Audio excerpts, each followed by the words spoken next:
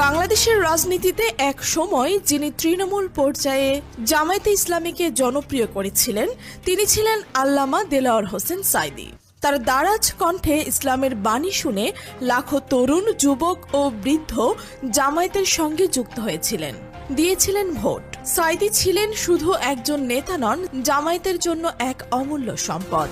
তাই তো আওয়ামী লীগ যখন টার্গেট করে ৬ জন জামায়াতি নেতাকে শহীদ করে, তখন তাদের মধ্যে তিনি ছিলেন অন্যতম। শেখ হাসিনা ভারতের পরামর্শে ২০১০ সালের জামায়াতের ৩টি খাত ভেঙে দেন। সাঈদীকে শহীদ করে ভেঙে দেওয়া হয় জামায়াতের জনপ্রিয়তার মেরুদণ্ড।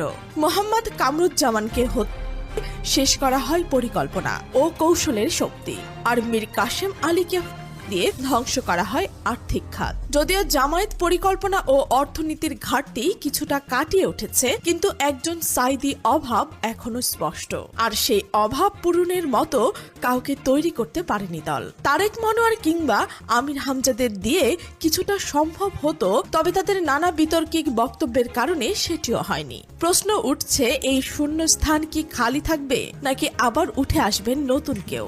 সেই প্রশ্নের উত্তরে আলোচনার কেন্দ্রে এখন মাওলানা মিজানুর রহমান আজাহারী। শোনা যাচ্ছে তিনি জামায়াতে ইসলামীতে যোগ দিতে চাচ্ছেন। এমনকি আসন্ন জাতীয় সংসদ নির্বাচনে ঢাকার কোনো একটি আসন থেকে জামায়াতের হয়ে প্রার্থীও হতে পারেন তিনি।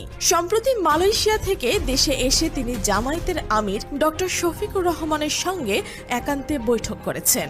দীর্ঘ সময় ধরে কথা বলেছেন রাজনীতি, নির্বাচন ও ভবিষ্যৎ পরিকল্পনা নিয়ে। বৈঠক শেষে হাস্যোজ্জ্বল অবস্থায় ছবি তোলা হয়েছে। সূত্র বলছে, আজাহারী শুধু প্রার্থী হওয়ার জন্যই আসেনি, তিনি ইসলামী জোট গঠনের চেষ্টা করবেন। ছোট ছোট সব ইসলামী দলকে এক ছাতার নিচে আনার উদ্যোগ নেবেন, কারণ তাদের নেতাদের সঙ্গে তার সম্পর্ক ভালো। পাশাপাশি ঢাকার অভিজাত এলাকা গুলশান ও বনানীতে ইনডোর সেমিনারের মাধ্যমে এলিট শ্রেণীর কাছে ইসলামের অহিংস বাণী তুলে ধরবেন।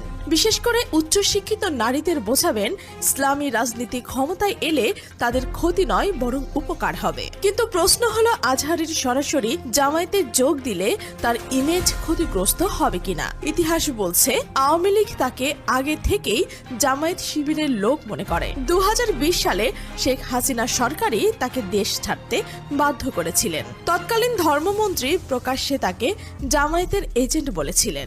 বিএনপিও তাকে নিরপেক্ষ মনে করেন না, বরং শত্রু ভাবাপন্ন। সিলেটের এক মাহফিলে বিএনপির কর্মী তাকে অপমান করেছিলেন, কারণ তিনি তখন বলেছিলেন এক দল খেয়েছে আর এক দল খাওয়ার জন্য প্রস্তুত। এতে বিএনপি ক্ষিপ্ত হয়ে তাকে রাজাকার বলেও গালি